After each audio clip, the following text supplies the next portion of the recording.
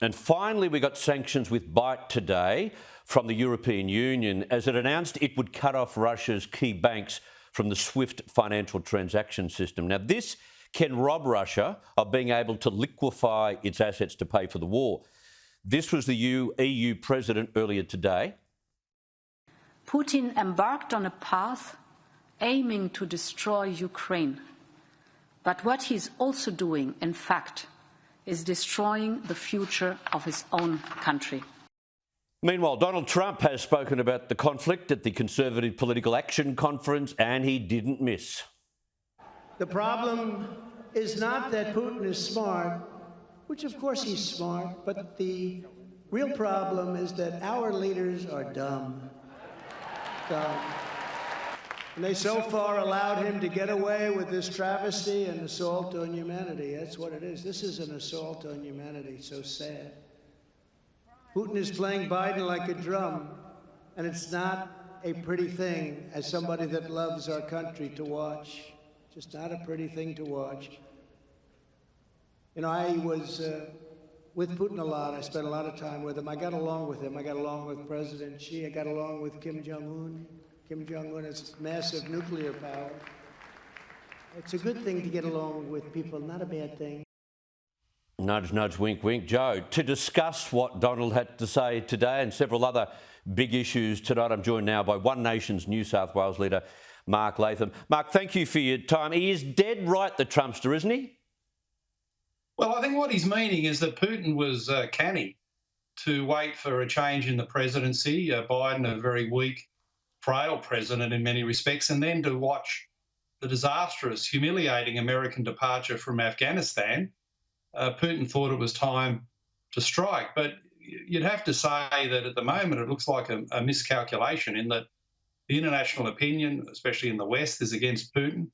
He runs the risk of his economy, a frail economy, being isolated and heavily damaged by the sanctions in the medium term. And Putin's had a worry, as had the Russian nationalists, about all their border nations wanting to either join NATO or beef up their NATO commitments. Well, they'll all want to do that now. Yeah. Having watched this devastating humanitarian and military disaster in the Ukraine, they'll all want to be part of NATO now. So our best hope out of this, Chris, quite frankly, is for the Russian people to rise up against a failed leader, a miscalculating leader, and not for the first time in our lifetime to have a regime change. So we're all hoping Putin doesn't last. Yeah. I made the point earlier that while the EU, the US, the UK, and even Germany and ourselves are increasing military assistance to Ukraine, that rotten, hopeless mob, the UN Security Council, can't even muster up the courage to condemn the Russians for their outrageous illegal invasion. What use is the Security Council? Well, not much when the Russians have got the presidency and the veto power. The Chinese and the Indians abstained.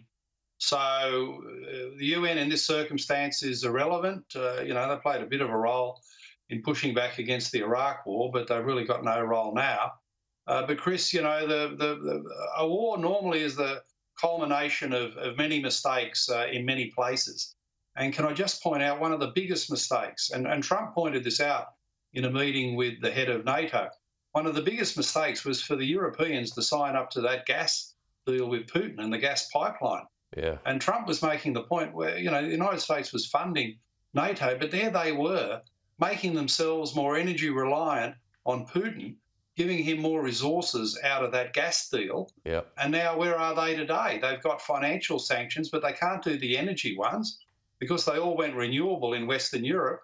And without the Russian gas, their own lights and economies would close down. So, a lot of mistakes have been made, and they must look back on that gas deal with Putin as a huge mistake.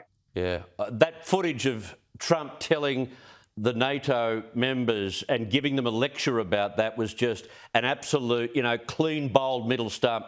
Just quite embarrassing for NATO.